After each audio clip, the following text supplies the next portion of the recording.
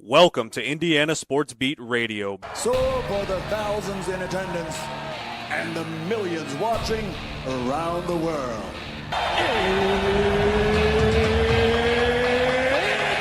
Time! Three on the way.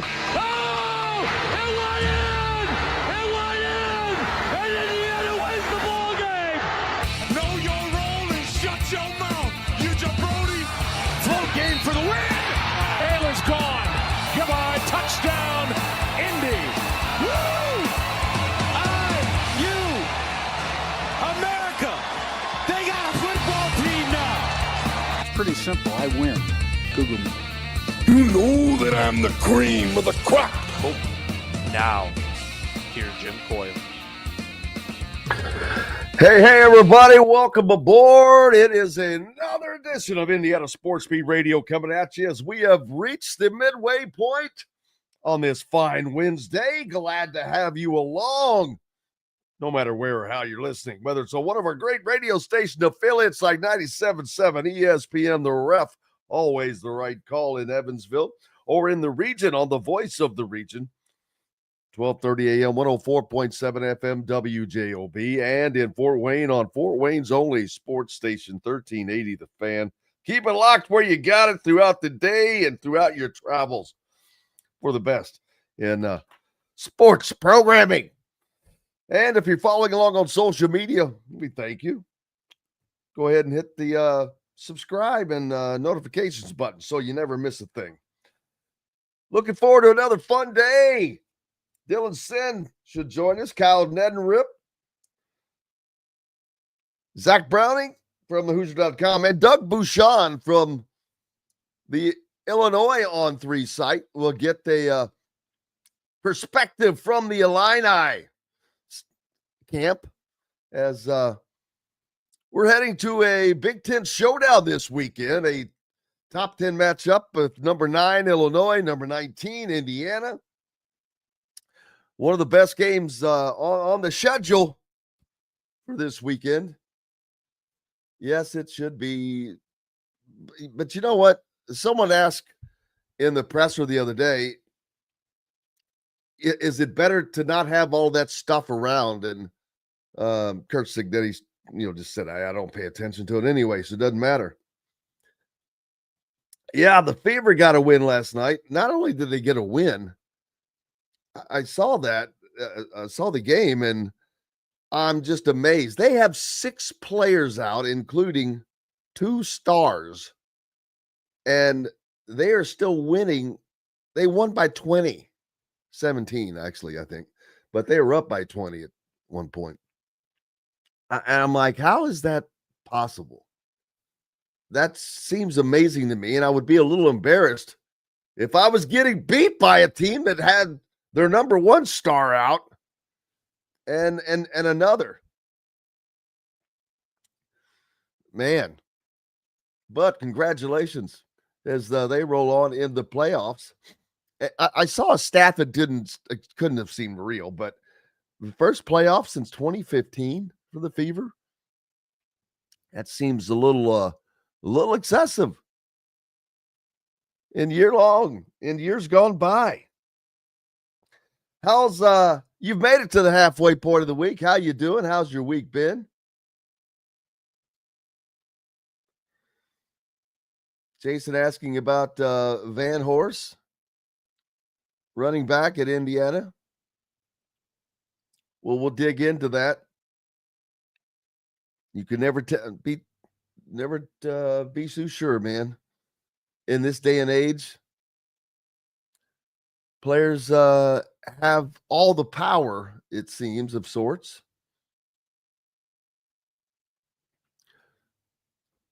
And they do what is best for them. So I don't know. We'll have to pull into that. I had not noticed. But I'm sure there's a story. And we'll dig into it. Dylan Sinn will join us first. And we'll talk about this weekend's game, but also Purdue and the Fighting Irish of Notre Dame. And we'll get Dylan's take on Well, I know that the Fighting Irish are not done because it's Notre Dame, even though they already have 2 losses. They have to play USC, and that's probably the toughest game remaining on their schedule. I would have to surmise to say, and partly USC is better than people are giving them credit for. They just got voted into the top 25 of the AP poll at the last spot. But I'm telling you, USC is better than people think. Scott says hello. He's got his 2 tickets for the Illinois game last night for him and his son, who is 16, and it's his first Indiana football game experience. Well, buddy, you picked a good one. It will be an electric atmosphere, tailgating all day long because it's a 7:30 game. Holy moly. How many people will not make it into the game because of the all-day tailgating? There's that. There is that. So it's going to, now the slight chance of rain on Saturday, but I think it's, we'll see if that has changed. It was a low percent anyway. Now it's 8% with a high of 86. So about that time of the evening, it'll be perfect. It will be perfect. Yeah, the showers have kind of gone away right now. We'll see. I think it should be great. It's going to be too good of a day. And I'm telling you, this is the biggest home game, at least for Indiana, since 1967. And it's just going to be a great place to be. I don't care who you're a fan of, actually. Be interesting to see how many Illini fans were able to get in.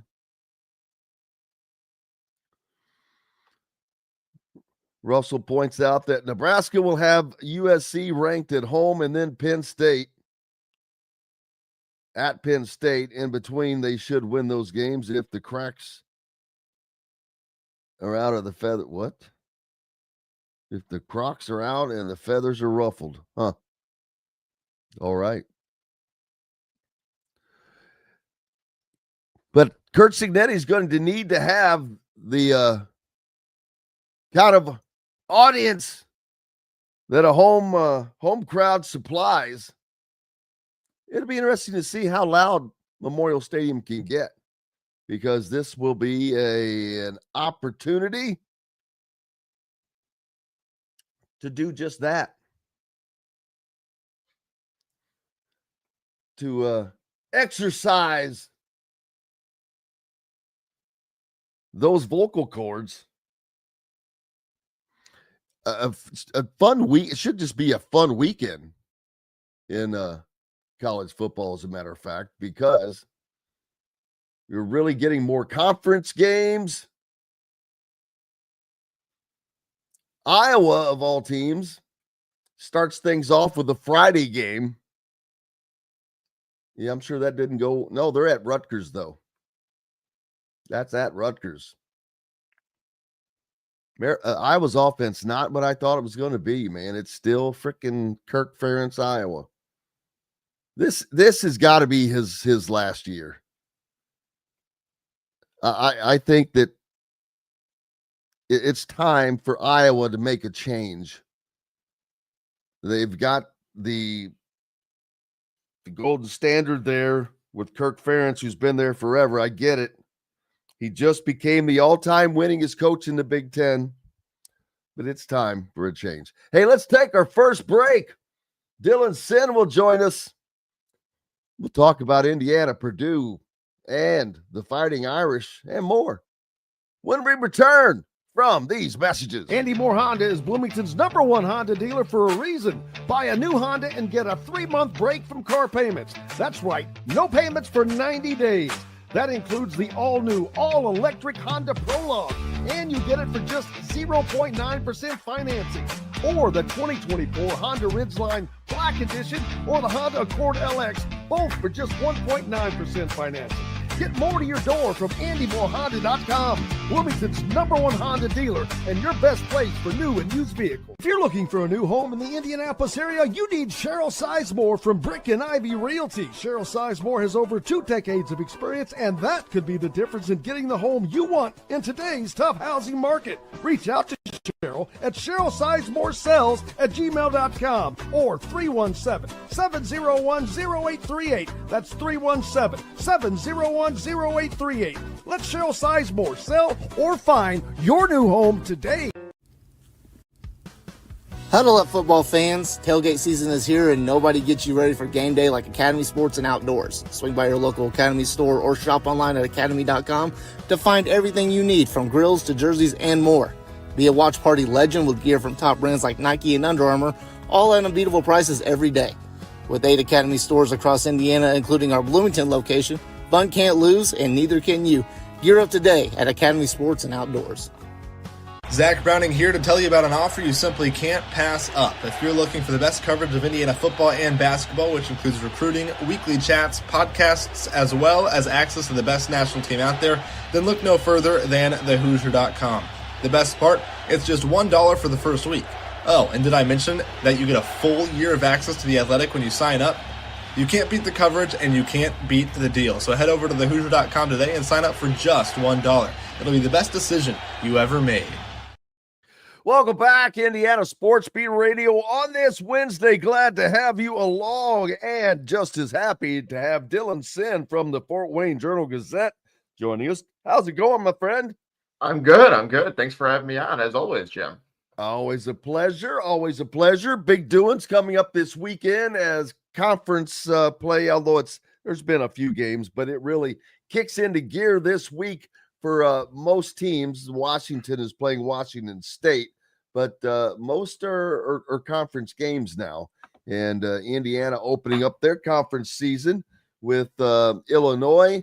Purdue has already done so with the game last week, and they switched to their non-con game with Notre Dame this weekend. So that'll be in South Bend, no less. But so that covers Purdue and Notre Dame right there. Purdue has I've got to tell you, man, I'm very impressed with what Barry Odom has done. It's not Kurt Cignetti-esque, but it's not bad either. Purdue may have looked worse than Indiana looked in their final year under former coach Tom Allen. Purdue was like a lost ball in high weeds, man. And that's a pretty nice turnaround, but I mean, you can do that in these days, but I didn't see that coming. Yeah, no, I mean, it's Indiana was at least competitive in their last year under Tom Allen. Purdue lost 5 games by 35 points last year. It just wasn't really particularly close in most of their games. And they've come in this year. And I mean, Barry Odom brought in more than 80 new players. Like we've talked about it at this point. He has he loaded up with guys from the portal. And the thing with him is that unlike Kurt Cignetti, he didn't have as many guys who he could bring with him from his former team with eligibility left. Like he had some, obviously. He brought some players from UNLV. And some of them are very good, especially a couple of linebackers for Purdue. But for the most part, it's guys he went out and got from elsewhere, guys he knew when he was the defensive coordinator at Arkansas, or guys he recruited at his previous stops. And so he's done a really good job of putting a roster together and building a culture right away. I don't think they're going to win a ton of games in Big Ten play, but they could win 1 or 2, which I think would be a huge step up for them after going 0-9 last year. And they are not, I believe, anywhere close to the worst team in this league right now. So that's all you wanted from Barry Odom in year 1. And maybe if you pull off a big upset here along the way, you feel even better about yourself. But I think he's already pretty much exceeded expectations. If you get maybe 1 conference win, you feel fantastic about the way this season has gone. He's done a really good job of creating a culture there basically from scratch. Absolutely, and they'll at least maintain hopes for bowl eligibility at least for a while. But that could stagger throughout the season. With let's see, we're at their 2-1 now, so there's some teams in the Big Ten that they can knock off and make that happen. But I see a scenario where they could be playing Indiana at the end of the year with bowl eligibility on the line. That would be that would put some intrigue. Yeah, especially after they lost so badly last year in Bloomington. The Indiana has to go back to West Lafayette this year. I think that Barry Odom will have some stuff up his sleeve for that game. I think he's talked a lot about kind of coaching for the Purdue fan base and the Purdue kind of family. And so he's talked a lot this week about how much the Notre Dame game means, because that is a rivalry. It's a game that was played for a very long time. They haven't played as much recently, but it was a game that was played for a very long time. And I'm sure he's going to have a lot to say about Indiana when those two teams play. He already had some comments kind of obliquely about Chris Kennedy and the scheduling in the offseason. So it's one of those things where he cared. He has made a point to really care about everything that makes Purdue, and obviously beating Indiana is a huge part of that. And I think he is going to take that even though he wasn't part of it, he is going to take that loss last year personally, and he's going to make sure his team takes it personally. I think you're going to see a really fired up team coming into West Lafayette for that final game, especially if there are kind of playoff hopes on the line for Indiana in that game. So yeah, I would not be surprised at all if he has some really fun stuff up his sleeve for that game, especially for a coach like him who we've seen at their practices. They work on special teams as much as anyone in the country. So I wouldn't be surprised to see him pull out a fake punt early in that game, just as maybe kind of a little bit of a get back after Cignetti ran one last year for the Hoosiers. Yeah, unfortunately, this weekend though they're running into a pissed off Notre Dame team, because they're already 0-2, and I don't say a lot of doubts about them making the college football playoff, because they can just point to their chest and say, "Yeah, but we're Notre Dame. Rules are out the window." They're going to have some games that they have to get by this year, but their schedule is not very daunting the rest of the way, other than there's a USC game. I'd have to look at their schedule, but other than the game with USC off the top of my mind that I can recall. They play Arkansas. They play Arkansas on the road in a couple of weeks. Arkansas looks a lot better than people thought they were going to be, and so they do have that. And USC, so Pitt's been better. Yeah. Yep. So there's some tough games on the schedule. I do think that if they go 10-2, they'll probably be in. I mean, it would be a pretty similar resume to what USC or to what Ohio State had last year when they went 10-2. They lost some games they shouldn't. They lost to a good team. They lost to Michigan, and there wasn't really any doubt that they would be in the playoff. And in fact, they got a home game. I think Notre Dame's schedule probably won't be as good. So they'll probably be a 9 or 10 seed if they make the playoff, or if they go 10-2. I just don't think they're going 10-2 right now. I think their defense is it's rough right now. They lost 2 All-Americans on the defensive line and have really struggled to replace them. Haven't been able to get much pressure up the middle like they have the last couple of seasons. And so they had a defense that last year was number 1 in the country in opponent passer rating, and this year is, I believe, 88th in that stat. It's really poor for them right now. They are. Texas A&M in that, especially in the second quarter of that game on Saturday, marched right up and down the field on them, and it really wasn't even like they were breaking a sweat. And especially in the first half. And so it is one of those things where it can be fixed. We've seen Notre Dame defenses in the recent past struggle at the start of the season and get much better as the season went on. I've been trying to tell people. Remember Marcus Freeman, his first year as defensive coordinator at Notre Dame, they were bad to start that year, just flat out bad. And they happened to play a bad Florida State team in Toledo in their first 2 games and squeaked by. And as the season went on, they got much better. But this year they didn't have that luxury, and so they got exposed immediately. And now they have to kind of claw their way out. I think there's probably at least 1 or 2 more losses on the schedule for them. And it's possible that they have a dramatic turnaround. If they do go 10-2, I do think they get in, and probably deservedly so. But I think that's a long, long way off right now. I need to see them beat Purdue on Saturday first, which I don't think is totally a given, considering where Notre Dame's weaknesses are and where Purdue's strengths are. Purdue can beat you down the field a little bit. Armand Branch and Nitro Tuggle, two of their better receivers, are really, really good at getting open down the field. And if Purdue is their best corner, Leonard Moore, maybe the best corner in the country, is questionable in that game. And if he's out, it's going to be a real struggle for them to cover both those guys. It really is. And there are going to be some shots available for Purdue. If they hit one or two early in the game, you start to get into a game state with Notre Dame that you don't want to be in. And so I am not taking that win on Saturday as a given for Notre Dame. Absolutely. Well, and that's very interesting because it goes more with the turnaround that Barry Odom has done for the folks in West Lafayette. Purdue was so bad last year. I didn't see this being a possibility this year, but to bring in that many players without having brought a bunch with you, that was a yeoman's effort, man.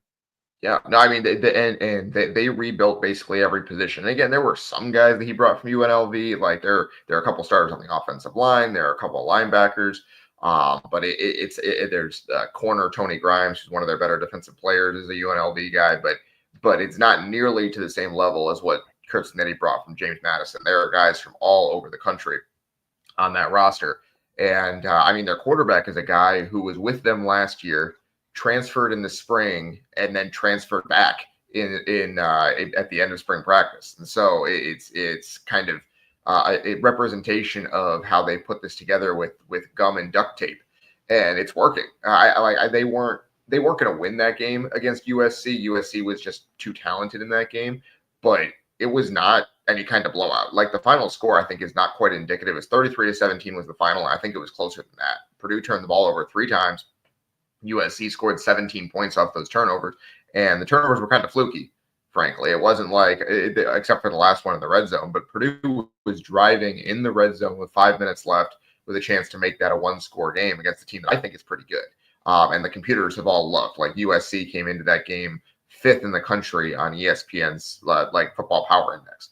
So it was a really impressive performance by Purdue, I thought. Their run defense might be outright good. USC was averaging like 8.5 yards a carry coming into that game, and Purdue held them to 170 on 40 carries. So pretty impressive work from a Purdue team playing its first game against a high-level opponent. I think they're going to have something for Notre Dame on Saturday. Last year they lost to Notre Dame 66-7. I don't think that's going to happen again this year. Second biggest at the time, the biggest defeat in Purdue history until later that year, season when they would play Indiana. And I'm sure Barry Odom, even though he wasn't there as a coach, he's going to remember both of those scores. Yes, absolutely. And like I said, he has made a real effort to be part of the Purdue kind of family and really enmesh himself in the Purdue culture. And so Purdue took that personally last year, both of those games. They really did. They were like, it's part of the reason that Ryan Walters got fired. It wasn't so much that they went 1-11, they lost those games. It's that they were so non-competitive that they didn't belong on the same field. And I think Barry Odom knows that people took that personally within the Purdue kind of fan base and within the Purdue kind of orbit. And he wants to have something for Notre Dame, and especially at the end of the season for Indiana. So I'm really interested to see that as the season goes on and what he's able to come up with. I think, again, they really focus a lot on special teams. I wouldn't be surprised if they try something tricky early in the game against Notre Dame just to kind of set the tone, because Notre Dame is going to come after them. They blocked a punt against Texas A&M on Saturday for a touchdown. And so if Purdue does do something tricky, Notre Dame is going to be really aggressive. And so one way to get them out of that aggression is to try something like a fake punt or something similar. I think Barry Odom is going to have something up his sleeve for that. I think it's going to be pretty exciting. I wouldn't be surprised if Purdue takes an early lead in that game just from something they've schemed up. And so then if you're Notre Dame, now you're 0-2 and you're behind against Purdue. Can you dig yourself out of that? And I'm interested to see how Notre Dame does, because their culture has been really good over the last several years. They've had a very tight-knit team, and they got off the mat in both of their first 2 games, but it wasn't enough. Can they do that a third time? And I'm interested to see if that ends up being possible. And who's been the biggest surprise to you this year? For me, it's been I guess it shouldn't be a surprise because the expectations are always there. But right now, USC seems like they have gotten things turned around. We'll see as the season progresses. Rudy thinks they're overrated, and I'm like, they're ranked 25th. I don't know how they're overrated, but their offense is very prolific, and it is going to continue to be that way. It'll be interesting to see that USC Notre Dame game later on, but I think that USC is kind of gotten things turned around. We already knew what the expectations were for Illinois and for Indiana and the other teams that are above them, but right now it looks like USC is kind of trying to butt up into that bottom group of the Big Ten. Yeah, I think that's a good answer. I think you could say very similar things about Nebraska. They're 3-0. They've kind of done exactly what USC has done before the Purdue game, which is beat up on a couple of bad teams. Like, it's one of those things. They're kind of in the same position as Indiana. Their resume is very similar at this point. Frankly, you played some teams that you should beat, but you not only beat them, you erased them, all 3 of them, and that's what Nebraska has done. And that's not something they've always done over the last couple of years. There have been some scares for them in non-conference play against teams that should be inferior. And this year they had none of that. And so they get Michigan this week, Michigan team that lost to Oklahoma, but then turned around and played its best game basically in since 2023 against Central Michigan. They just destroyed them in that game, and Bryce Underwood, their quarterback, looked really good. So I'm interested to see how that goes against Nebraska on Saturday. Michigan is favored, but not by much. And so if Nebraska wins that game, suddenly you're looking at a Nebraska team that could be, and will have some opportunities to really make their mark as Matt Rule continues into his 3rd year here, which is typically when he gets things rolling. Like, this is not really a surprise in terms of the way he builds his programs. He takes a couple of years to really get going, and when he does, it's going. And so I think Nebraska might be on the cusp of something pretty special this year as well. Yeah, they're going to certainly have their opportunity. But you mentioned they've got the Wolverines coming in this weekend, so that's going to be a test to see where Nebraska is going, and a lot of pressure on out there on Matt Rule, because this is the time to get moving, and this is a home game. So they kind of, I don't think Michigan is quite there yet, to be honest with you. I know that they're a good and tough team. But the fact of having a freshman quarterback is going to usually bring its problems. And I look at, someone mentioned Texas is the most overrated team, and I agree with that. I think Arch Manning's the most overrated quarterback. He's still listed on some Heisman polls, and I'm like, for what? The best thing he's done is stood up off the bench, man. He hasn't done anything other than walk out with a Manning name on his back. That's it. Texas hasn't done jack squat. It's all, they are just overrated, period. As where USC, their offensive numbers back them up. Right. And I don't think there's any overrated going on with USC. They're not rated that high. They're just now cracking the top 25 and getting in at 25. So they're going to have to climb the ladder throughout this season, but we've seen how that can be done. They'll have plenty of opportunities with their schedule that includes Notre Dame on it, as well as the Big Ten. So Justin says, watch out as Mendoza is going to start showing up as a Heisman candidate. Well, I thought that he might early on with the buzz that he came in with, but he's nowhere to be found right now. And he will be if he plays well this week. He will be. Exactly. The kind of hype train for that will start if he throws for 275 and 2 touchdowns without an interception this week and they win. He'll be up there. Like, you'll start seeing his name. But I mean, he has to do it against someone good, and that's not a knock on Indiana or Indiana's schedule. It's the reality of it. In order to be a Heisman contender, you have to do something against a high-level team. Like the poll that I saw yesterday has Carson Beck at the top right now, which, like, I don't think he's going to win the Heisman, but Miami has probably the best resume of anyone in the country right now because they've beaten 2 teams that most people think are pretty good. And John Mateer is up there because Oklahoma beat Michigan. I think John Mateer is awesome, but it's one of those things where it's so hard to do this early in the season because like you're putting up numbers against you're putting up numbers against bad teams, and you're trying to parse, okay, this team was ranked 75th and this team was ranked 78th. And I don't care. Hard, right? Here's the thing. I don't care if their team doesn't always perform. That doesn't fall on the quarterback. What if your defense gave up 28 points? Sure. What the hell are you supposed to do there? That's one thing that's always driven me insane, how the Heisman has now become an award for the best player on the best team. Well, it's not supposed to have anything to do with it. Your team. Now, offensively, yeah, there's guidance there and leadership, and I get that to a degree, but you can't lay everything on there. So we'll see how that goes. That's why I thought Genty should have won last year, the Boise State running back, not because Boise State was good, because he was the only thing they had going. You took him off that team, they would have been 6-6. Their offense was hand the ball to Ashton Genty and hope he does something fun, and he frequently did 2,600 yards or whatever it was. Like, I understood the pick of Travis Hunter.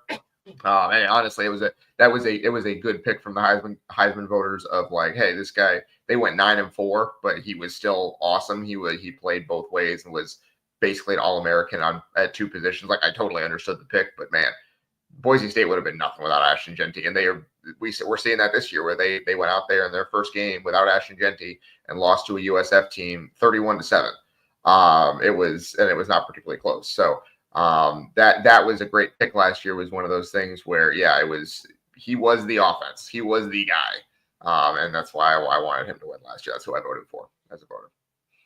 You know what? And I appreciate that because it reminds me back when Anthony Thompson should have won the Heisman when he was in his last season at Indiana back in 89. And Indiana misses a chip shot field goal against Purdue at the end of the season to end the year with a losing record.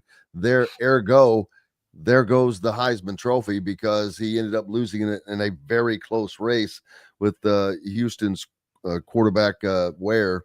Yeah, Andre Ware. Yeah, and because that's a perfect example to me. Anthony Thompson did great things against great teams off of a crap team.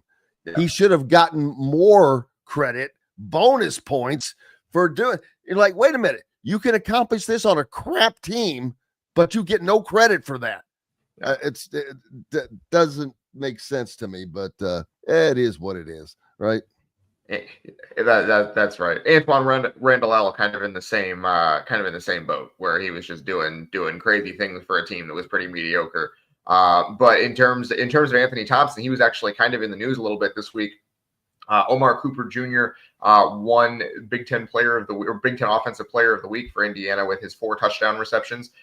He scored 24 points. 6 times 4 is 24. He scored 24 points in that game. That was the most for Indiana in a game since Anthony Thompson had 32 in a game in 1989. So that's pretty impressive. It's been a long time since anyone had that kind of performance in a game for Indiana, and Omar Cooper did. Against Indiana State. They just had no answer for him. It was really fun to watch in that game. Anthony Thompson making his rounds as well. He was on a visit with IU basketball last weekend also. FYI. Just kidding. Different Anthony Thompson, no relation there. But I feel like you have to show him like the Anthony Thompson, like highlights of Anthony Thompson while he's there, right? It's like, hey, this guy's already young. You're already here. He might try to wear number 32. I'm just saying. I feel like that'd be a good idea for any Indiana people who put together those recruiting visits. If you're listening, these are free ideas. And there you go. And Anthony Thompson was a bad man in college. A bad man. I remember my roommate introducing me to him one day. He was in the weight room, and I remember shaking hands. And I tell this story the same way every time. It was literally like shaking hands with a statue. His hand was like marble, just a rock. And I'm like, oh my. So, yeah.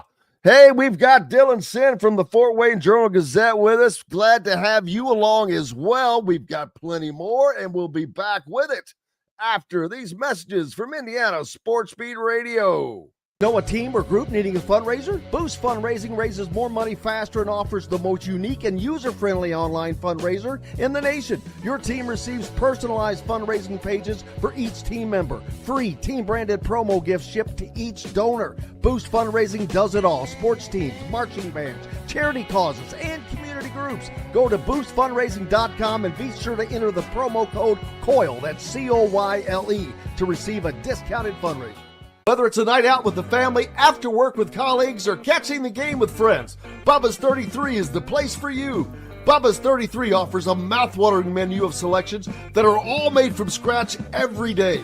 The portions are big, but the prices are small. And with over 50 big screen TVs, you'll never miss the big game. Bubba's 33, pizza, burgers, beer.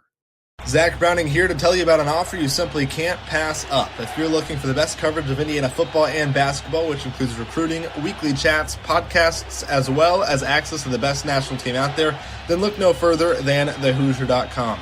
The best part, it's just $1 for the first week. Oh, and did I mention that you get a full year of access to The Athletic when you sign up?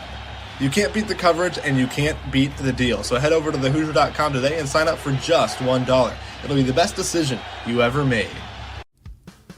Huddle up, football fans. Tailgate season is here, and nobody gets you ready for game day like Academy Sports and Outdoors. Swing by your local Academy store or shop online at academy.com to find everything you need, from grills to jerseys and more. Be a watch party legend with gear from top brands like Nike and Under Armour, all at unbeatable prices every day. With 8 Academy stores across Indiana, including our Bloomington location, fun can't lose, and neither can you. Gear up today at Academy Sports and Outdoors. Welcome back, Indiana Sports Beat Radio on this Wednesday. You've reached the midway point. Jim Coyle with you as always. Dylan Sinn from the Fort Wayne Journal-Gazette also. Kyle Schwarber's run at MVP took a hit last night, Dylan, as Shohei Ohtani became the first Major League Baseball player to record 50 home runs and 50 strikeouts in a single season. That's going to be tough to beat, man. He in a game last night in which he got his 50th home run, he also pitched a few scoreless innings. 5 no-hit innings. No-hit innings. That's right. No-hit innings. That's right. Yes. And I'm like, okay, that kind of bam. I think he may have just put the stamp on it. It's just amazing. But I really would love to see Kyle Schwarber win that thing. But you can't. It's just like, okay, I give. It's kind of hard to top what Ohtani is doing. Yeah, I mean, it really is. He's fantastic, especially at he did the thing last year where he became the first 50-50 guy in homers and stolen bases, and now he's the first 50-50 homers and strikeouts. It's incredibly impressive. He is one of the best ever, despite playing only like 8 seasons in the big leagues at this point. Man, and the crazy part is, like, he's getting back into shape as a pitcher just as the playoffs are looming here, and he could be a difference maker for them on the mound, a guy they haven't really had consistently throughout the season as he's recovered from his Tommy John surgery, and then some setbacks that he had. But if he's going to be a high-level pitcher for them in the playoffs, that changes the whole picture of what the National League could look like in the postseason. So I'm interested to see that, because I do think the Phillies and the Dodgers are the 2 best teams in the NL. I know the Brewers have the best record. I think the Phillies and Dodgers are probably better teams. And so I'm interested to see how that goes in the postseason, because if he is going to be like an ace level pitcher, which he sure as heck looked like last night, that is basically like you're adding a pitcher at the trade deadline and saying, hey, we're going all in for a World Series again this year. The Dodgers have kind of been a little bit lagging in terms of their usual standard this season, but if he's going to be that guy, then they have everything they need again. And my poor Reds, man, they're just fading as they reach this end of the season. Their dreams of a playoff spot as the wild card is just taking another hit as they trail the Mets, who are 78 and 73, and I think they're leading the Chicago Cubs have won 87 games. That's right. How about those Cubbies? So they lead the wild card race, and then you've got the Mets, and they are followed by the Padres. The Padres actually have 82 wins, so they're actually ahead of the Mets yet. So the Mets right now have that final wild card spot, and they are 78 and 73. The Reds 75 and 76. They're fading. But they had a real shot because the Mets struggled in the middle of the season. They are an 8-game losing streak. They just got off of an 8-game losing streak. Yeah, they struggled pretty significantly. They led the NL East for most of June, and they just completely collapsed. And so the Reds had an opportunity. The teams below them had an opportunity, and none of them seized it. The Reds, the Giants, the Cardinals, none of them really took advantage of the slide the Mets had. And so the Mets are probably going to back into a playoff spot, winning like 83 games. That's tough. It's tough for some of those teams that they had a real opportunity to do something this year and didn't get it done.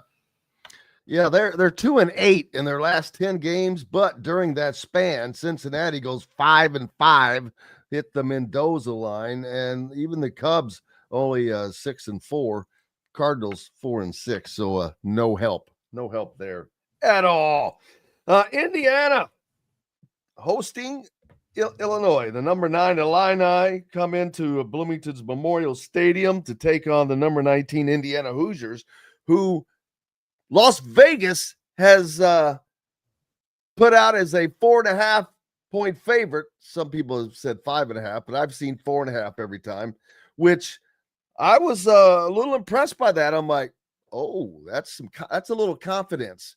That's more than a field goal, which your home field usually gives you. And that's still close, but that tells me Vegas has the confidence in Indiana here. Yeah, I mean, because Vegas is going off mostly the computers, and the computers like Indiana a lot right now. We talked about USC, how they're kind of a darling of the computers. Indiana is the same way. SP Plus, which is kind of the gold standard of the computer rankings. They do kind of. They have one type of ranking where there's some preseason expectations baked in, and then they have one that they call resume only, where it's just what you've done on the field this season, and the preseason expectations kind of wash out by week 6. So there's still right now in their regular rankings some preseason expectations baked in, but in resume only what you've done on the field. Indiana is 5th right now in those rankings by the computer. So the computers like them a lot. Again, people are like, the national pundits kind of like, well, who have you played? You don't play anyone. But one feature of being a good team, and we talked about this ad nauseum last year, was you beat up on teams that are worse than you. You don't mess around. You don't say, well, we're going to win this game by 7 and you survive in advance. No, you go out there and win by a bunch. And Indiana did that against Kennesaw State. They did it against Indiana State.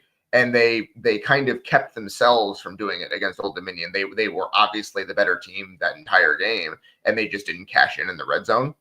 And then it turns out Old Dominion is a lot better than people thought. And so the computers really do like Indiana, and Vegas obviously uses the computers to make a lot of their lines. And so I think that is probably about right. I think the Indiana being at home, being just slightly more talented, is probably the favorite in this game, but you got to go do it on the field. And I think that we're going to find out a lot about Indiana and where this team can go this week. I mean, Omar Cooper said it right after the Indiana State game. He said it in the post-game press conference for the Indiana State game. This game is going to determine where Indiana goes this year, how far they can go, what they can do. And I thought that was really impressive. They know what's in front of them, and they're going to be ready for it, I think. He's not lying. Dylan Sinn from the Fort Wayne Journal-Gazette with us. And you mentioned those SP Plus rankings, and I saw that yesterday, and I retweeted one actually that Bill Connolly put out.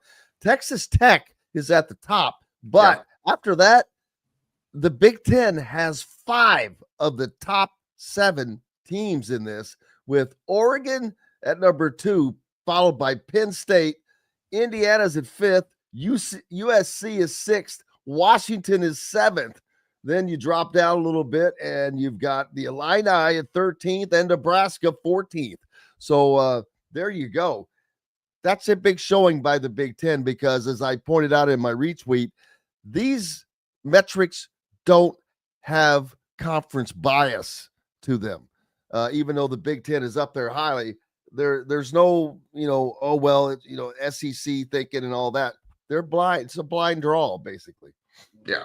And I do think that the Big Ten, there have been some teams in the Big Ten that have looked really, really impressive this year. The SEC had kind of that thing going last year where they had some teams that played really well against bad teams at the beginning of the season that just totally erased some bad teams. At the beginning of the season, Tennessee comes to mind where they just completely destroyed their first couple opponents. Ole Miss was the same way, where when they played a team that was not on their talent level, they just destroyed them. And so that is one feature of a good team. But the other feature of a good team is going out and being consistent throughout the season. And Ole Miss especially was not last year.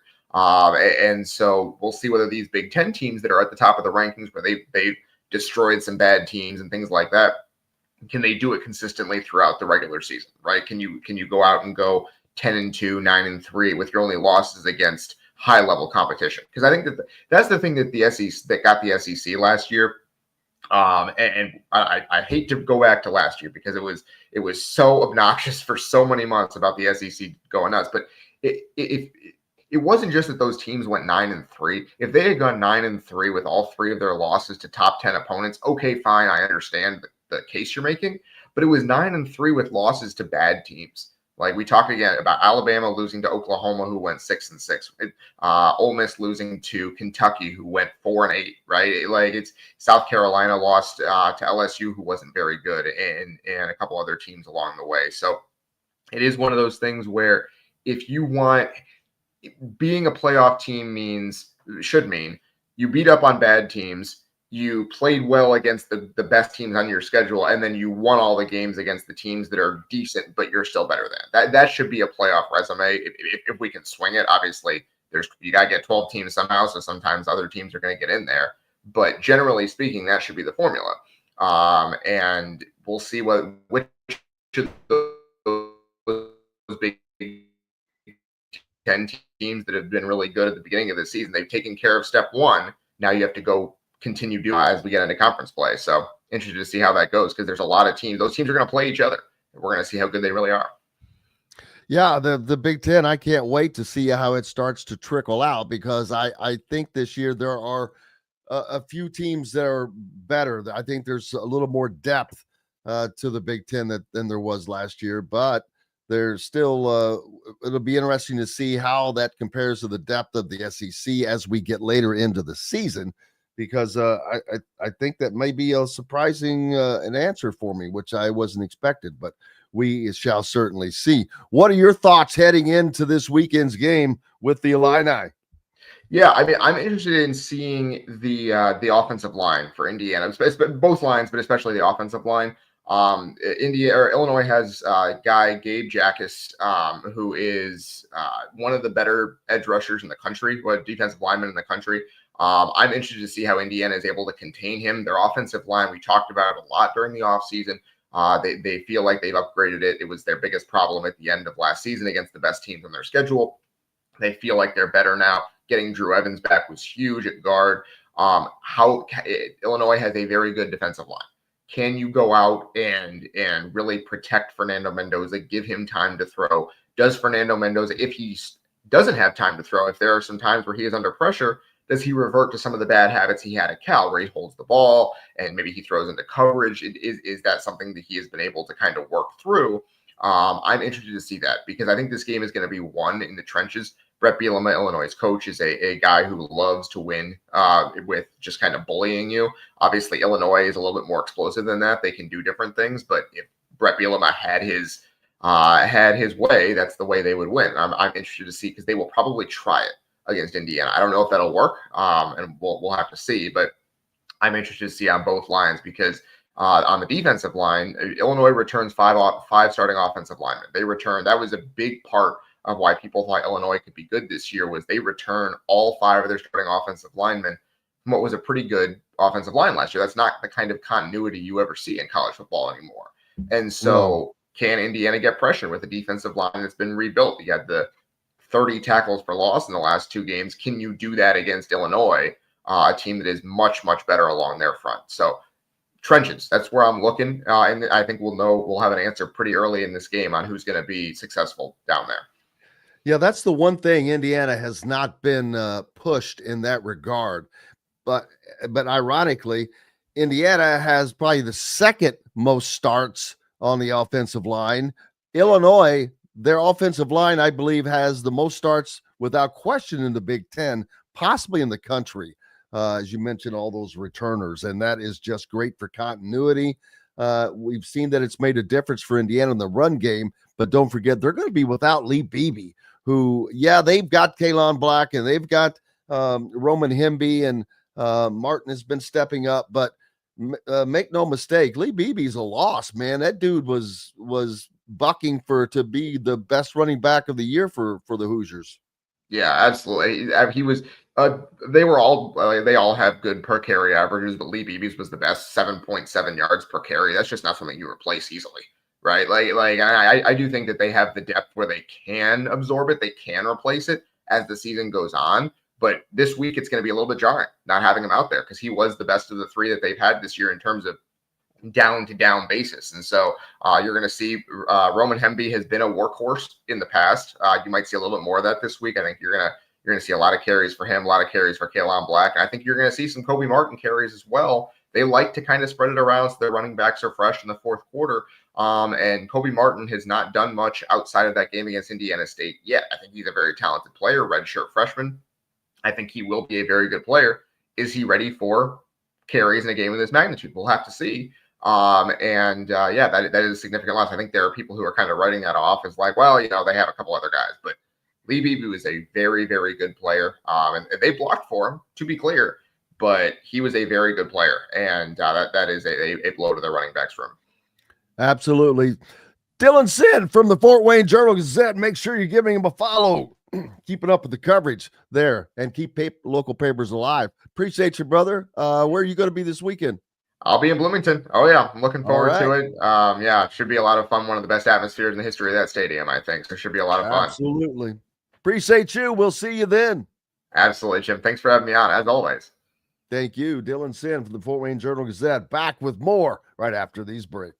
If you're looking for a new home in the Indianapolis area, you need Cheryl Sizemore from Brick and Ivy Realty. Cheryl Sizemore has over 2 decades of experience, and that could be the difference in getting the home you want in today's tough housing market. Reach out to Cheryl at CherylSizemore@gmail.com or 317-701-0838. That's 317-701-0838. Let Cheryl Sizemore sell or find your new home today. When it comes to apparel and promotions, Freethink has you covered, literally, whether it's 24 or 200 shirts for sports leagues, businesses, or groups. Freethink Apparel and Promotions can also create your very own merchandising store. Freethink Apparel and Promotions did it for Indiana Sports Beat Radio, and they can do it for you. Whether it's screen printing, embroidery, digital printing, promotional products, vehicle wraps, or anything else under the promotional line. See what Freethink Apparel and Promotions can do for you at freethinkapparel.com. Huddle up, football fans. Tailgate season is here, and nobody gets you ready for game day like Academy Sports and Outdoors. Swing by your local Academy store or shop online at academy.com to find everything you need, from grills to jerseys and more. Be a watch party legend with gear from top brands like Nike and Under Armour, all at unbeatable prices every day. With 8 Academy stores across Indiana, including our Bloomington location, fun can't lose, and neither can you. Gear up today at Academy Sports and Outdoors. Whether it's a night out with the family, after work with colleagues, or catching the game with friends, Bubba's 33 is the place for you. Bubba's 33 offers a mouth-watering menu of selections that are all made from scratch every day. The portions are big, but the prices are small. And with over 50 big screen TVs, you'll never miss the big game. Bubba's 33. Pizza, burgers, beer. Welcome back, Indiana Sports Beat Radio. On this Wednesday, we've made it to the halfway point. Appreciate you being with us as always. Looking forward to Cal Neddenriep joining us from the Indy Star as the high school scene is getting into week 5. Isn't that crazy? But it is what it is. College game going into week 4, and the NFL going into week 3. Can the Colts get to 3-0 on this season? Well, that'll be fun. We'll talk to Matt Taylor tomorrow. Doug Buschon joining us now from Orange and Blue News, the On3 outlet for the Illini. How are you, sir? I'm doing well. Thanks for having me on. I think I jumped in a little bit early here. But, you know what? Early bird gets the worm sometimes. How's everything going over in Champaign? Things are going well. You know, the football team's winning. They're 3-0, ranked number 9 in the country, 8 in the coaches poll. Sold out most of their games for the rest of the season. Looking forward to the trip over to Bloomington for IU this weekend. I think we're going to get a better feel for where the team kind of stands, where both teams kind of stand, really, considering the schedules so far. So things are looking good here in Champaign. Yeah, no question. This is a make or break game for both teams in the regard of, especially for Indiana. They have to have this game because of impending games. After this game, they go to Iowa, then they go to Oregon, and then later on, you have to go to Penn State. So, but they also need to win this game because of all of the smack talk from last year. Oh, they didn't beat anybody. They didn't they didn't beat a ranked team, yada, yada. So this is the opportunity Indiana needs. They need to take care of business to kind of quash that and then take their chances out in Oregon and down at Penn State. But this is setting up to just be a fantastic game with two dynamic offenses. It's going to come down to the defense in both of these games, and I think that's where questions may lie for both teams. For Indiana, how solidly have they replaced some of the what they lost on the defensive line, because they're still solid at linebacker. They still have Mikael Kamara on the line, an All-American, and you've got D'Angelo Pons in the backfield there, an All-American. But that defensive line is still they haven't been tested yet. So that's going to be an interesting test for Indiana's D-line. And Fernando Mendoza, he's looked, to me, just looked better each week. And last week, even though it was against Indiana State, I get it. But he just looks sharp, and everything looks sharp. So that's from the Indiana side. What is the Illini shown their weakness to be so far? Just consistency, and then starting slow. They started slow against Duke. Had a rough first half. Couldn't protect Altmaier in the first half. Duke had 4 sacks. Then they started slow again against Western Michigan. Couldn't run the ball. A lot of those inside zone and gap plays between the tackles were going nowhere in the first half against Western Michigan. Put it together in the second half. They saw something that they corrected, obviously, and I think it was an effort thing too. I think they went into that game looking ahead to Indiana, and started slow. And Brett Bielema really had a fit at halftime of the Western Michigan game, and kind of lit a fire under him, and played really well in the second half. And when you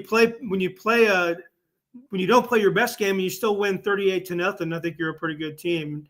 And that's what kind of happened to him on Saturday. Yeah, exactly. And neither one of these teams have been tested with although Illinois did go down and play Duke. That's a road game. So that's a difficulty in and of itself there. I'm not sure Duke is showing to be as tough as we thought they might be, but that's neither here nor there. This is setting up to be an electric environment, sold out Memorial Stadium.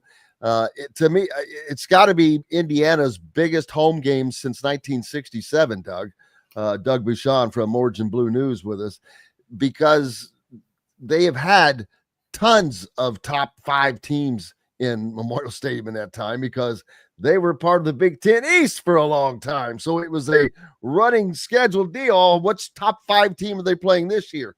But this is a time where, hey, Las Vegas has Indiana a 4.5-point favorite to win the game. So that's the difference. And that is what makes this game so big. And the fact of this is, for both teams, as I said, this is going to set them on the trajectory of a CFP season or not, because if Indiana loses this game, it's not that they can't make it, but you have those looming difficult road games yet to come up and the entire season. Same for Illinois. I don't think their schedule's quite as daunting, but they still have tough games to play, and it's a long way to go until the end of the season. It is. They have USC for homecoming, and USC is looking like they're a little bit better than people thought they were going to be. They play at Washington, and Washington doesn't lose at home. They won every game at home last year. It's hard to beat. Tough place to play. Tough place to play. Tough place to play. And of course, they have Ohio State at home, the number one team in the country. So their schedule, as you said, is not as daunting as Indiana. And when we looked at it preseason, it was a workable schedule. You're looking at 9-3 season, 8-4 worst case scenario maybe for Illinois when they're coming off such a good season last year. But this is a huge game, and then they brought up yesterday, and Brett Bielema talked about this is the first time these two teams have played as ranked opponents, both ranked since 1950, and that's kind of the storyline there to me is the maybe a little bit of the changing of the guard in the Big Ten Conference, even though the top teams Ohio State, Penn State, Oregon are still sitting there at the top, but it shows the competitiveness of the conference, the depth of the conference, and I think it shows a leveling of the playing field a little bit where you can, like Indiana, you can rebuild your roster pretty quick. I mean, you go out and get some guys from the transfer portal, as Kurt Signetti did, brought some guys from James Madison, other guys in the portal, Mendoza from Cal. You can have a competitive team lickety split, and that's what they did. Illinois has done it a little bit different. I think they've built it over time. It's Brett Bielema's fifth year, and they got some depth about the program. They've retained their own players, so they've done it a little bit different than Indiana. But both teams are upstart programs in the Big Ten with something to prove on Saturday, and that's kind of the major storyline to me is how these two teams are kind of crashing the party in the Big Ten Conference. Absolutely, and Illinois is I don't trying to be this year's Indiana per se, the surprise team, but they're not catching anybody by surprise after a 10-win season last year. So, but they have been thought of by a lot of people to be that team to make it into the CFP this year, a new team. But this game right here is going to make a huge difference. Not that it can't be overcame, like I said, but it's just perception that goes into people's minds a lot of the times. But man, I think this is going to be a fun game. Could be a high scoring game, Doug. Doug Buschon from Orange and Blue News with us. Well, what I've learned over the years is if you think it's going to be a high scoring game, then it ends up being a defensive struggle, and then vice versa. Exactly. So who knows? I mean, like you said, Indiana have played a soft schedule so far. Illinois played at Duke, but Duke's probably not turning out to be quite as good as we thought they were going to be. It's just hard to say. They could cancel each other out. Now, Indiana is explosive. Mendoza can throw the ball vertically. They have big, fast wide receivers.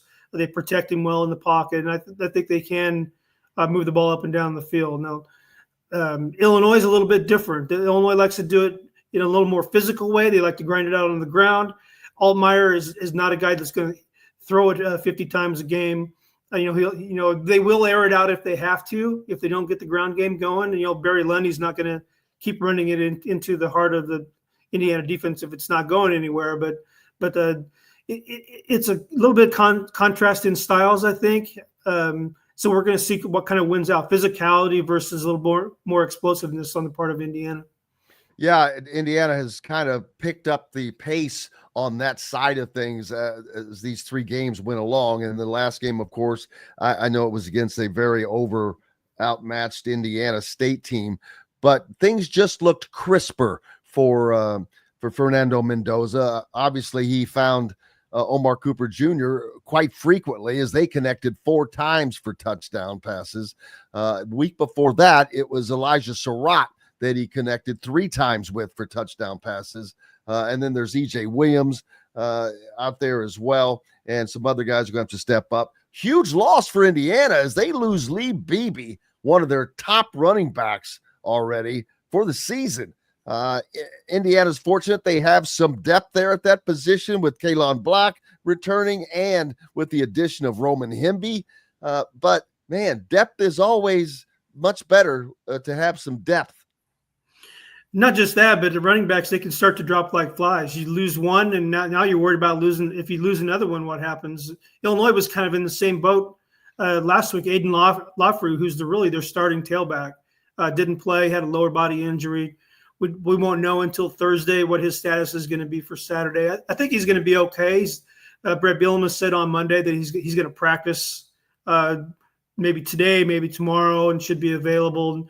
Illinois kind of plays a three-headed monster at tailback with Lafreux, Caden Fagan, a big, a power back, 6'4", 250, and then Khalil Valentine, sophomore, who's really showed something this year. We always knew that he was an explosive runner, a quick twitch kind of kid. When he gets out in the open field, he can outrun guys. But he's taken a big step this year with his vision and ability to run off tackle, and he's a little stronger and finishes his run. So a little bit in the same boat with the running backs. Like I said, if you lose one back, Illinois saw this a couple years ago. I think they were down to like one scholarship back 2 years ago, and they can start to drop, and you certainly don't want to lose a guy like Beebe. There are only two teams with the that are in the top 10 in scoring offense and defense through week 3. Nebraska, one of those. Indiana, one of those. Brigham Young, the other. But the Big Ten with 2 of those 3 schools. But if this were to hold true, this would show or follow a pattern by Indiana last year as having been so good on both sides of the ball. I was wondering as far as the defensive line, because like I said, they replaced a lot. James Carpenter and CJ West, Linnell Carr Jr., they lost a lot of talent on that line. And we weren't sure how well they were going to replace it early on. They gave up in the first game a couple of 75-plus yard runs to Old Dominion's quarterback, who Old Dominion turned out to be a better team than some of us thought they might be after their win over Virginia Tech. But, it's going to be interesting to see how both of these defenses play against each other.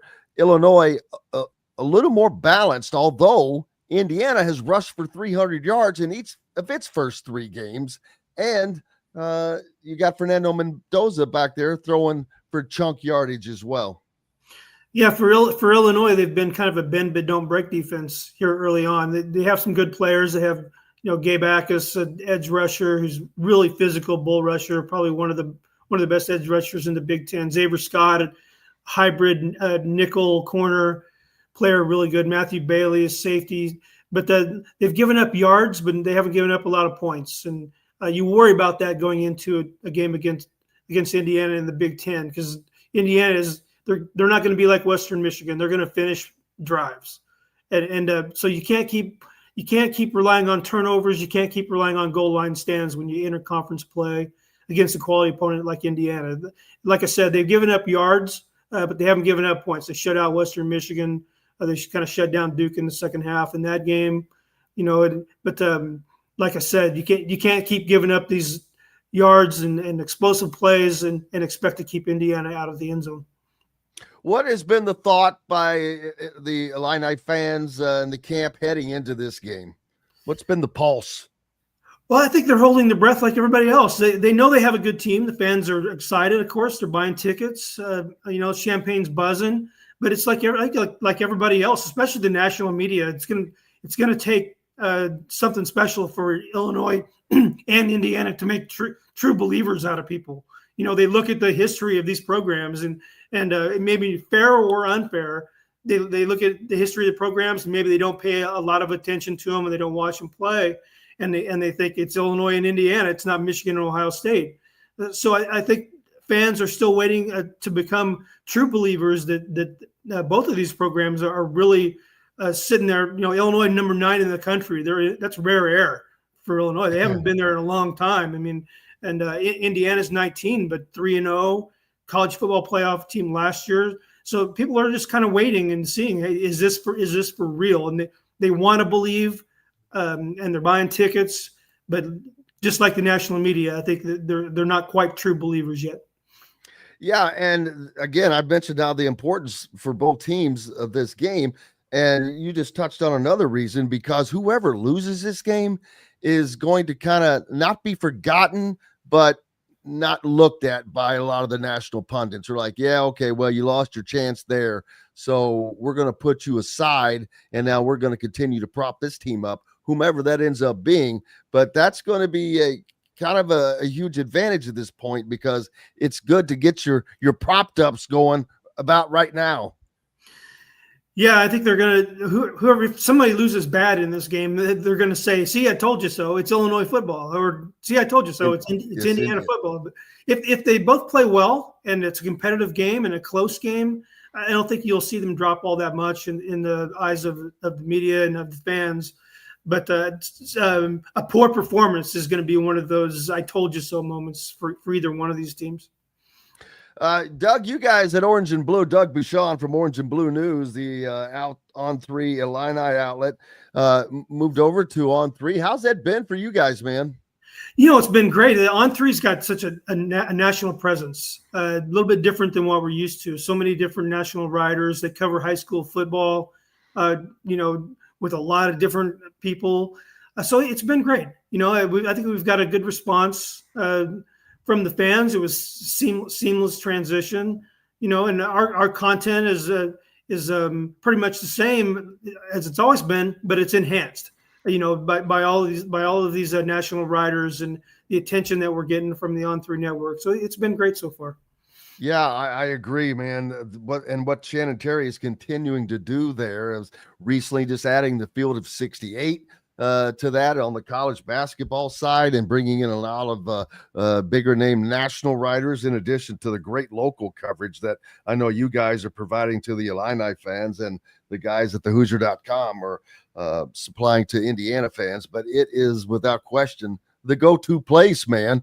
It's just been phenomenal to see that grow, and that's but great timing. Is I don't think college sports, while it's at this weird place with all that's going on with the money being made by players and all that increasing nonstop, it's still college football is picked up right where it left off last season after a tremendous season with great games already in the early part of this season for the games that have been scheduled. I've already enjoyed it just as much. And it's like, man, it keeps on going. It's awesome. It's never been more popular. I keep waiting for the doom and glimmers to, NIL is going to ruin college football. It hasn't, and it's not going to. And I think that's one thing I really love about our network on the On 3 network is we deal in reality. We're not holding on to the past. NIL and money is a big part of this sport. It's a huge part of the recruiting process.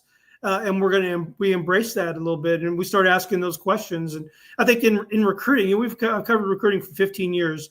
Nobody wants to ask a kid or a player, how much did NIL impact your decision to go to this school, or how much did it impact your decision to stay here and not go someplace else? Well, that's the reality of college sports now.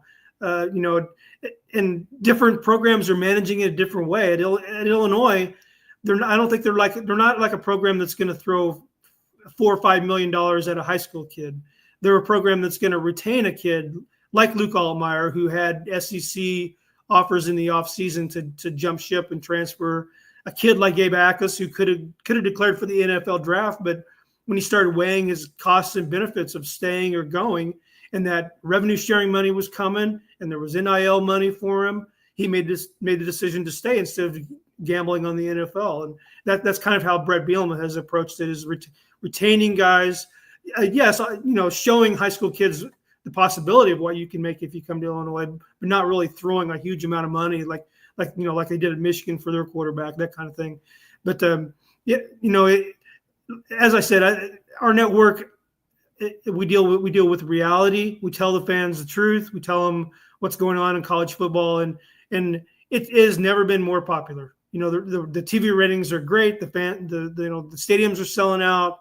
So dim and glimmers can take their ball and go home, because college football is in a great place right now. It certainly is. Doug Buschon from Orange and Blue News. the Illini outlet for On 3. Appreciate you, my friend. Anytime. Hey, thanks for having me. Appreciate it. It's a pleasure, buddy. We'll see you on Saturday. You will. Doug Buschon from Orange and Blue News. We've got more coming up here on Indiana Sports Beat Radio. We're back with that and much more after these messages. The ISC Sports Network is your home for sports content across the Hoosier State. Find us live on TV and streaming or archived on our website and our app. The ISC is your one-stop shop for the content you want to see, including high school sports, college sports, and other great events throughout the year. Subscribe to our streaming service and get access to it all. ISC. Local lives here. Know a team or group needing a fundraiser? Boost Fundraising raises more money faster and offers the most unique and user-friendly online fundraiser in the nation. Your team receives personalized fundraising pages for each team member. Free team-branded promo gifts shipped to each donor. Boost Fundraising does it all. Sports teams, marching bands, charity causes, and community groups. Go to boostfundraising.com and be sure to enter the promo code COYLE, that's COYLE, to receive a discounted fundraiser. If you're looking for a new home in the Indianapolis area, you need Cheryl Sizemore from Brick and Ivy Realty. Cheryl Sizemore has over 2 decades of experience, and that could be the difference in getting the home you want in today's tough housing market. Reach out to Cheryl at CherylSizemore@gmail.com or 317-701-0838. That's 317-701-0838. Let Cheryl Sizemore sell or find your new home today. When it comes to apparel and promotions, Freethink has you covered, literally, whether it's 24 or 200 shirts for sports leagues, businesses, or groups. Freethink Apparel and Promotions can also create your very own merchandising store. Freethink Apparel and Promotions did it for Indiana Sports Beat Radio, and they can do it for you. Whether it's screen printing, embroidery, digital printing, promotional products, vehicle wraps, or anything else under the promotional line. See what Freethink Apparel and Promotions can do for you at freethinkapparel.com. Welcome back, Indiana Sports Beat Radio on this Wednesday. Glad to have you along. Looking forward to Kyle Neddenriep from Indy Star joining us as high school. The high schools are in week 5. Man, that's the halfway point of their season. It's crazy. Already gone. Look forward to talking to him as things start to pick up now. Who's doing what? Who's going where? As they keep battling from all around the state. That's the great thing. Different classes, you've got teams that are popping from Evansville, from Fort Wayne, from the region, and, of course, the bigger boys from in and around the Indianapolis area. But who is going to maintain that? I think Carmel lost to a Kentucky team last week. I don't know who that was. Forgot if that was Trinity or St. X or one of the other Catholic schools, but certainly was one of that, because that's in Kentucky, and football is kind of dominated by the Catholic schools. Not the case in the state of Indiana. It's a very different deal. It's the public schools for the most part, not always. You've got cathedrals and of the world and whatnot, but it usually is. Kyle Neddenriep from the Indy Star. Appreciate you, man, with our schedule being a little wonky today. He moved around for us a little bit. How have you been? Good, no problem. Yeah, doing well. You're about to reach the halfway point, man. Does it feel like it? Not really, but yeah, we're going to have some mid-season reports to do next week, and hard to believe we're to week 5 already with this. But yeah, I know we talk every week. It seems to go so fast once it gets started. It doesn't stop, man. It doesn't stop, and it's been a fun season. Across the board, whether it's the NFL, the college, and even high school. It's just been a fun. It seems like all of sports has elevated here lately. The NFL games are all great. So many great games, which, boy, back in the day, it seemed like there was a lot more blowouts, and it's not happening as much anymore. No, I had a fun game. The Mudsaw game, Fishers and HSE, was there were 10,000 people there the other night. So But yeah, I mean, the game wasn't as crazy. Sometimes those games are crazy, overtime games or right down to the wire. That one wasn't. It was 28-16, but the atmosphere was top notch. It was probably the best, in a series of great crowds. That one was probably the best of all. It was sensational. But yeah, well, there's a lot of great games throughout the weekend. Really, I caught some of the college and NFL, but yeah, high school's really produced some good ones. We should have another good week coming up this week. Well, where are you going to be first? Because that's kind of tells us how things start. Yeah, I'm going to be at the Brownsburg. I haven't seen Brownsburg yet this season. They play Fishers, which I did see last week. Fishers coming off that big win against Hamilton Southeastern. Brownsburg had a really crazy. They beat Avon 55-47 and gave up a lot of yards, obviously a lot of points in that game. So kind of curious how they look against the Fishers offense that's probably as good as Avon's, if not better. In some ways, they're probably not as big up front as Avon, but their quarterback play is really good, and they have a couple, probably three really good skill position players who can play for about anybody. So I'm curious how that game goes. I don't see Fishers being able to stop Brownsburg, but that game could be pretty high scoring and interesting, I think. Some of the other good games, I would say, Center Grove goes out of state to play Trotwood Madison out of Ohio, but they are a team that gave them a little trouble last year. Center Grove won that game by 3 points. So that could be a challenge, I think, for Center Grove team that's a little bit beat up in some key spots. Westfield HSC will be a good one. Two top 10 teams in 6A. Warren Ben Davis, always a good rivalry game. That one's on the dock. And then New Pal, Pendleton Heights, I think, has some intrigue. New Pal just keeps rolling over everybody, but Pendleton Heights is 4-0. And they're 4A, so it's a different class. But with New Pal being 5A this year, but that game's got some intrigue to it as well.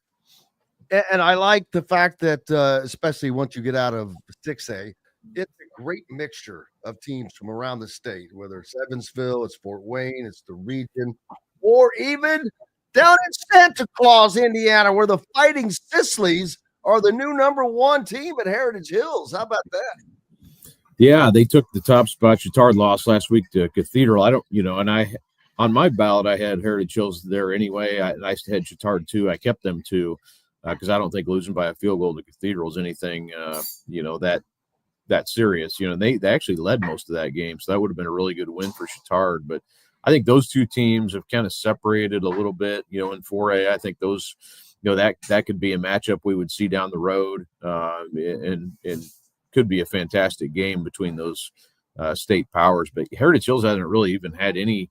I think all their games have been decided by running clocks so far. They beat Southridge, which Southridge is always good. And they beat them 45-0 last week. So, I don't know if anybody on that schedule. You look.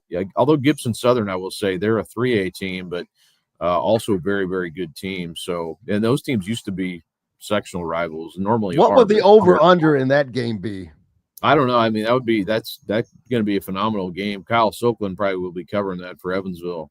But that would be a fun one to be at. That's actually next week, so we'll be we'll be tracking how that score goes. But Heritage Hills is just they have so many players back from last year. And even against Gibson Southern, I think will be significantly favored. I would think going into that game. So I think the biggest test out there for them is probably Chittard. And we wouldn't see that game until probably the semi-state round, I believe. I have to look at the bracket again, but yeah, I mean, there's other teams out there. Wrights, they're in 4A. Pendleton Heights, I mentioned, is undefeated so far. Roncalli, I think, is a team that will continue to get better throughout the year. The south side of that 4A bracket's always really deep, and it's been, the north has kind of been down in 4A or gets beaten in the championship, I would say, most times, but there's some good teams up there too, like East Noble, who made it last year, Mishawaka. So that 4A is a pretty interesting class this year, I'd say. And then I saw that Carmel went down and lost to Louisville Trinity, 48-17. 41-28 rather. Obviously Trinity, one of those teams in Kentucky that year in, year out is one of the teams to watch for a state title. Yeah, Carmel had a bad stretch from it looked like about middle of the second quarter to mid third, where they just had turnovers and gave up big plays, and all of a sudden it turned into kind of what was a really close game. Then they're playing catch up the rest of the game, and so the score, in some ways was that bad, in some ways wasn't. It was a bad stretch of about 10 minutes. That was just kind of a disaster. So you can't turn the ball over against a team like that, especially when you go down there to play, and that's what happened. So their overall statistics from that game still were pretty good. As far as offense goes, they put up a lot of yards and against a really good Trinity team. So I think they stacked up pretty well. Just way too many mistakes. I'm still, I didn't really dock them as far as where I ranked them this week, because I think they're still really, really good. But yeah, I mean, Trinity's just kind of a different type of team. I mean, they're very similar to the top of 6A, I'd say, in Indiana. I mean, I think it's a good measuring stick when you kind of look at it that way, because some of these out-of-state teams you don't know for sure what you're looking at, but Trinity you do, because a lot of these teams, these 6A powers, play them. Carmel plays them. They played them often over the years. Other cathedrals played them. There's other in-state teams that played them pretty regularly. I think Center Grove played them recently. So you do have a good barometer of kind of where you're at when you play Trinity. And usually, Trinity's probably going to get the better end of it, but sometimes, our teams beat them too. Warren Central, I think, when they had David Bell, went down there and beat them in a really great game. So yeah, it's a good test for Carmel, I think. And now they come back home and should win. They play Columbus North, which is having a good season, and then North Central, and then they get into that last part where they play Ben Davis and Warren towards the end of the year. So some tougher tests upcoming, but yes, I'm still very high on what Carmel's done this year. Absolutely. What are you looking forward to this weekend besides the game you'll be covering? Yeah, I mean, it's kind of like I said, it's a mid-season sort of gauge, I would say. And, other than the games I mentioned, there's some other, decent ones out there. One of the small school games that we'll actually be at Friday, Lapel and Indian Creek. Indian Creek is 4-0 and ranked number 9 in 3A this week. And then Lapel is 3rd in 2A. So both teams undefeated. Kind of interesting, interesting non-conference game this time of year. Indian Creek comes back the following 2 weeks, and this new conference is called the Hoosier Legends, and they play Tri-West and Triton Central, which are both really good teams as well, top 10 teams, 3A and 2A respectively, the next 2 weeks. So kind of an interesting game, a non-conference game at this point in the year, but should be fantastic. We'll have coverage of that game as well. So in addition to the large school games we always try to cover, we'll have coverage of that also. They are everywhere. He is what's the word I'm looking for? Omnipresent. Kyle Neddenriep for the Indy Star, baby. He is the man. Appreciate you as always, and hope you have a great rest of your week. You bet. Thanks, Jim. Thank you, sir. Kyle Neddenriep from the Indy Star. Make sure you're giving him a follow, keeping up with all his coverage, and be a subscriber to the Indy Star. Keep local papers alive. More coming up. Zach Browning will join us from thehoosier.com on 3 as we'll talk more about this weekend's electric matchup as number 9 Illinois comes to Bloomington to take on Indiana as the first important game in chasing a back-to-back CFP appearance by Indiana and a first for the Illini. We'll be back with more from Indiana Sports Beat Radio right after these messages. Andy Moore Honda is Bloomington's #1 Honda dealer for a reason. Buy a new Honda and get a 3-month break from car payments. That's right, no payments for 90 days. That includes the all-new, all-electric Honda Prologue, and you get it for just 0.9% financing, or the 2024 Honda Ridgeline Black Edition, or the Honda Accord LX, both for just 1.9% financing. Get more to your door from AndyMooreHonda.com, Bloomington's #1 Honda dealer and your best place for new and used vehicles. If you're looking for a new home in the Indianapolis area, you need Cheryl Sizemore from Brick and Ivy Realty. Cheryl Sizemore has over 2 decades of experience, and that could be the difference in getting the home you want in today's tough housing market. Reach out to Cheryl at CherylSizemooreSells@gmail.com or 317-701-0838. That's 317-701-0838. Let Cheryl Sizemore sell or find your new home today. Huddle up, football fans. Tailgate season is here, and nobody gets you ready for game day like Academy Sports and Outdoors. Swing by your local Academy store or shop online at academy.com to find everything you need, from grills to jerseys and more. Be a watch party legend with gear from top brands like Nike and Under Armour, all at unbeatable prices every day. With 8 Academy stores across Indiana, including our Bloomington location, fun can't lose, and neither can you. Gear up today at Academy Sports and Outdoors. Zach Browning here to tell you about an offer you simply can't pass up. If you're looking for the best coverage of Indiana football and basketball, which includes recruiting, weekly chats, podcasts, as well as access to the best national team out there, then look no further than thehoosier.com. The best part, it's just $1 for the first week. Oh, and did I mention that you get a full year of access to The Athletic when you sign up? You can't beat the coverage, and you can't beat the deal. So head over to thehoosier.com today and sign up for just $1. It'll be the best decision you ever made. Welcome back, Indiana Sports Beat Radio on this Wednesday. You're halfway through the week. Zach Browning from thehoosier.com on 3 joins us as Indiana facing Illinois in a top 10 matchup. Biggest game since 1960s, home game since 1967. I've been calling this, Zach, because it is. This is not the highest ranked opponent Indiana has had, but it is definitely the highest ranked opponent that Indiana has a chance to beat, that we not only have considered them a chance to beat, Vegas has put them as a 4.5-point favorite to win this game. And the importance of the trajectory towards another CFP appearance cannot be overlooked. It starts and ends almost here, and it's probably disingenuous to say that with so many games left, but we also know the difficulties that lie ahead for Indiana with road games at Oregon, at Penn State, at Iowa. So this is a kind of a, you can't really call it a must-win game, but it's a game they need to win for a lot of different reasons. Well, and that's exactly what Jake Butt said yesterday on the Big Ten Network. He called it a mock play-in game, and that is kind of sort of what this game is for both Indiana and Illinois. You look at both of these two teams. If Illinois wins, they set themselves up to continue to be ranked inside the top 10 and continue to kind of push forward to being one of those 12 teams in the college football playoff come the end of the year.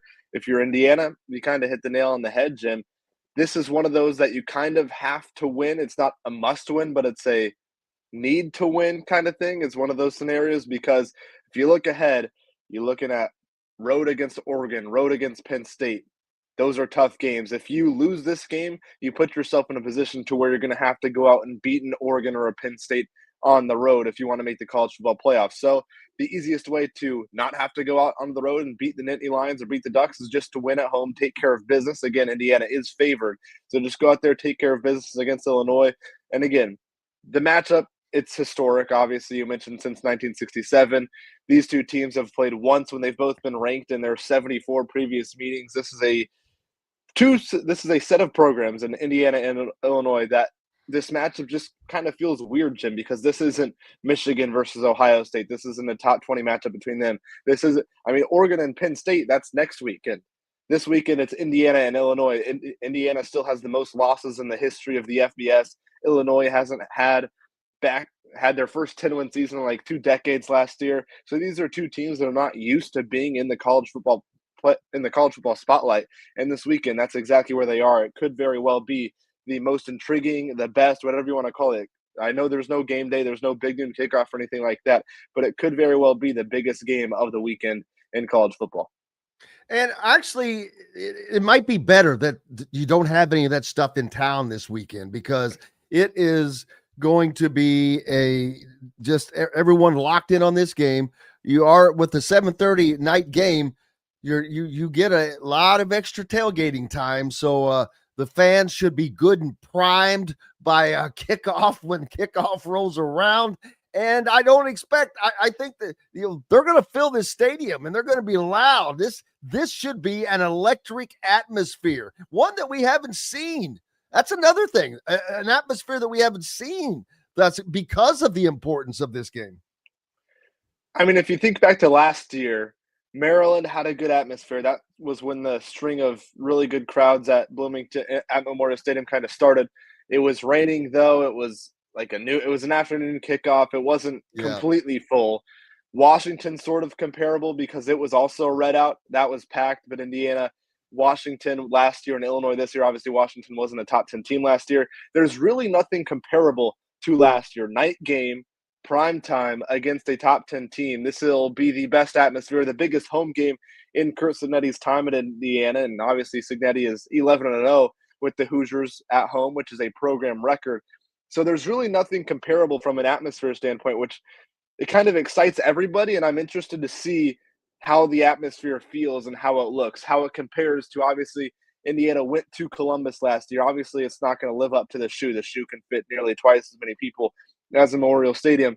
But just kind of the loudness, the atmosphere, the kind of expectations before the game surrounding the tailgate field, surrounding the people walking into Memorial Stadium.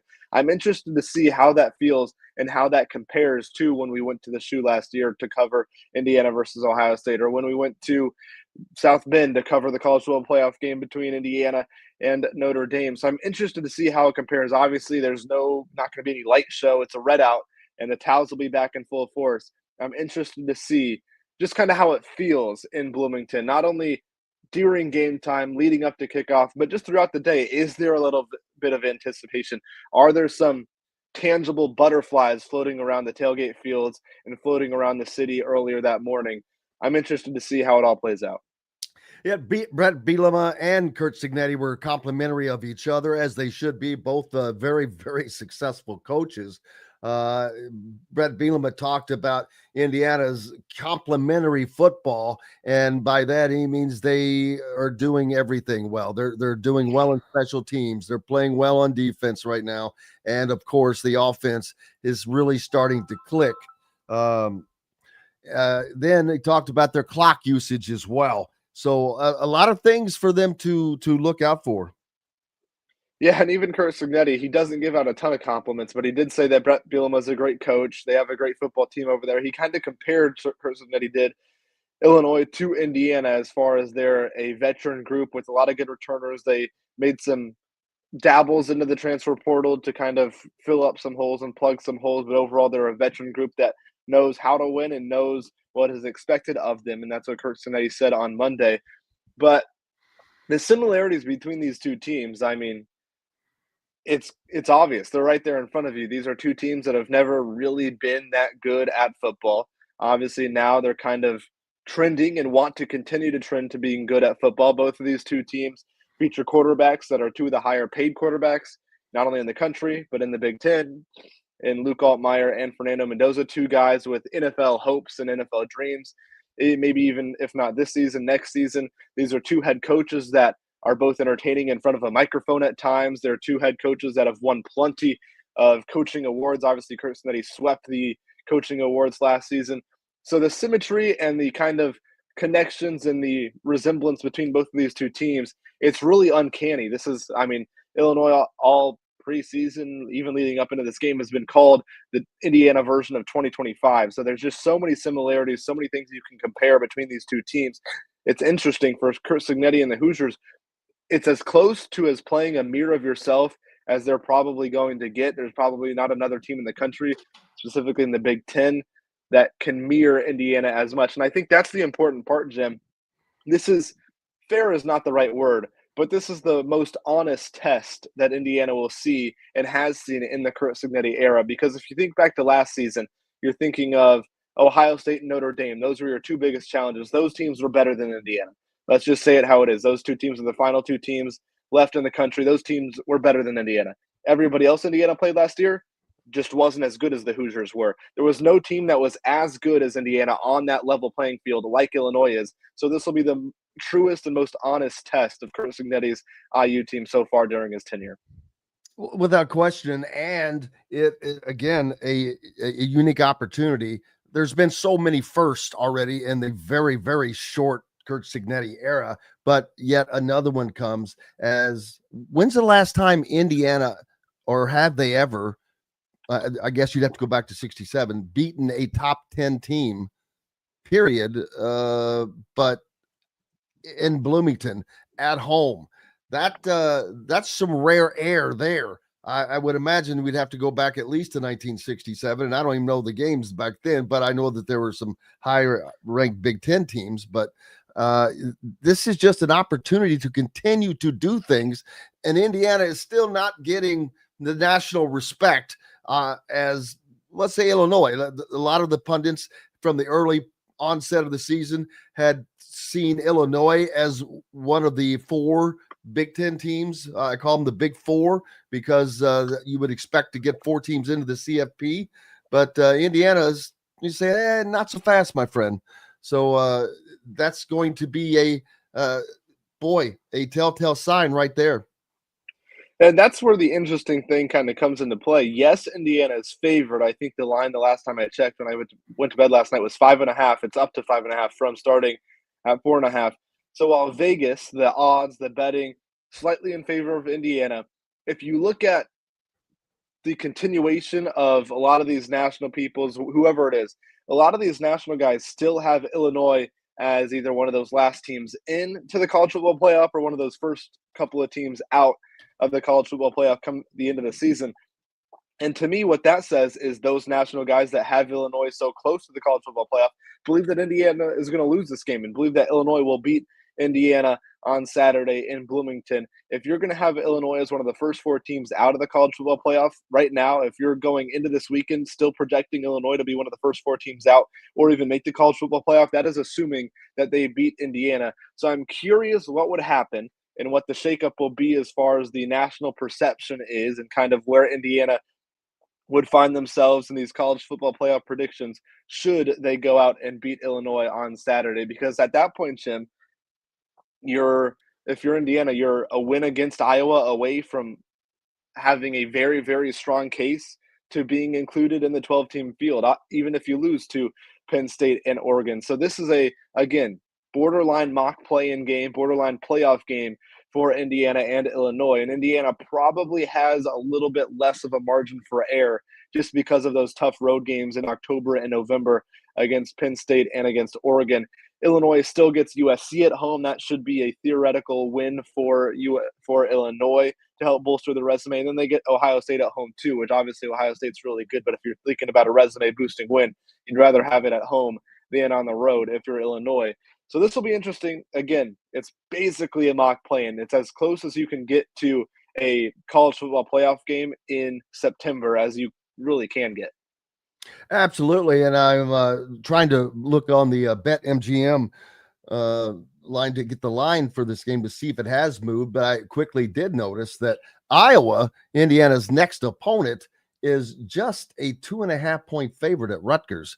Rutgers has improved their play, and Iowa has not exactly shown they've just created no separation offensively after they brought in a quarterback that threw for over 10,000 yards. Yeah, they are really, really good. I mean, it's one of those things where they weren't necessarily super high on anybody's radar coming into the season, kind of middle of the pack. But you look around the Big Ten even, there's a lot of talented teams. Northwestern played Oregon close for about a quarter and a half last week. Obviously, what USC is doing with Jordan Mayava. Jordan Mayava I've seen on a lot of way too early, week 4 Heisman type of lists, somewhere in that top 10, somewhere in that top 15. Jordan Mayava is making his case that he's the best quarterback in the Big Ten, which is not something that many people predicted coming into the season. You look at Michigan State, they've been up and down a little bit. That's kind of the story of Aiden Childs throughout his career, but a big win against Boston College in overtime.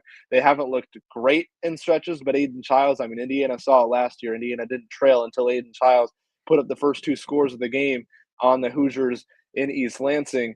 So around the Big Ten, there's good teams.